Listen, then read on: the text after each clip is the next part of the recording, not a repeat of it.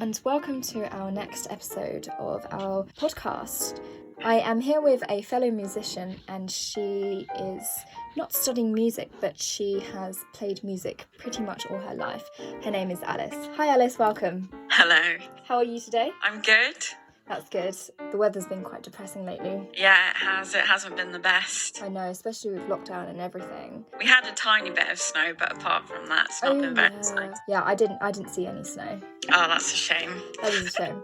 Okay, so first question that I have for you is, who are you? What do you do? Tell us a bit about yourself. So I am 21 and I study German at the University of Bristol. Mm-hmm. How are you finding it at Bristol? I'm really enjoying it. The department is great there for modern languages. Yeah. So that's always a bonus. That's good. It's pretty tough. There's a lot of essays to write. So that's been pretty tough. But apart from that, I've been having a great time. When did you get introduced to music? I mean, that's a pretty tough question because it can't have been when I started playing it, because I think I have been exposed to music my whole life. Like, even when you're a baby, your parents will probably sing lullabies to you. Yeah.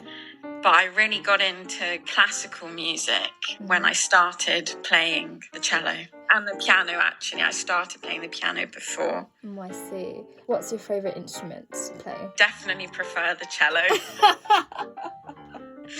Partly because I think there's a lot less going on, but at the same time, like playing the cello, it isn't just about the fingerings, it's also about how you hold the bow. Yeah, I used to play the violin, and I'm sure you can remember how atrocious I was. Yeah. It is pretty difficult to get a good sound on a violin, I have to say. I could say the same for cello. I think in terms of when you're playing the piano, the most you need to worry about is fingering and sound. And yeah, it's still quite difficult with getting it correct, but I think with stringed instruments and basically non-piano instruments, you have to worry about everything else, you know, the tuning and everything. And yeah, that can just be quite off-putting. How has music impacted your life? Well, I'd say it's hugely impacted my life because, first of all, without music, I don't think I'd have the friends that I have, to be honest with you. Yeah, you wouldn't have me. No.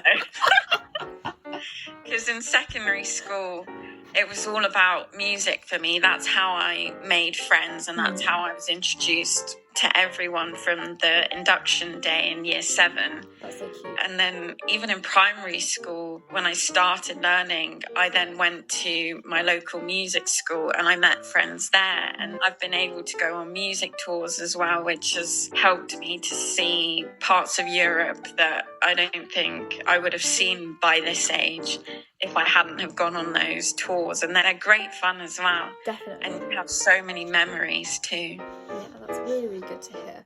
So my website that I've created, it's for a community for people to go to for resources. So the resource that we're talking about is about sight reading.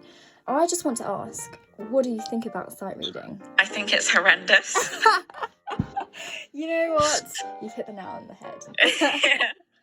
I feel like I've sort of got better at it over the years just from playing random things that I find lying about on the piano or whatever. But when I was younger, definitely that was one of my biggest weaknesses. Yeah. Especially on the piano, because you've got to think about notes that you're playing on both hands with both hands. So it's really tricky. I've got to say, when I did the violin sight reading, it was so easy. I don't know about you, but cello as well is quite easy since it's just one line, right? Well, no, when you get to grade 8, you've got different clefs going on. Oh my goodness. And that's when it gets really difficult. I was fortunate to have good sight reading ability, but I know for many, including some of my students too, they definitely do not like it because you're exposed to something new. And even though, for example, you do it for 2 years and you've been doing these sight reading exercises and it's different skills that you have to implement this. So I think it is quite tough. Definitely. Yeah. What would you say to your younger self if you were to improve on your sight reading? Well, my piano teacher was always saying you've just got to expose yourself to new, even if it's just one line of music, you need to keep on practicing and playing stuff that you haven't seen before. And she also told me that you just got to keep going. You can't keep going back and trying to play another bit again to try and get it perfect, because with sight reading, I don't think it's ever going to be perfect the first time you play it. And you only get one shot anyway, so you just got to do the best you can do. Great. Thank you so much for joining us today. It's been such a pleasure having you. Yes, hopefully you will be a guest of ours in the future. Thank you so much. I hope so. See you. Bye.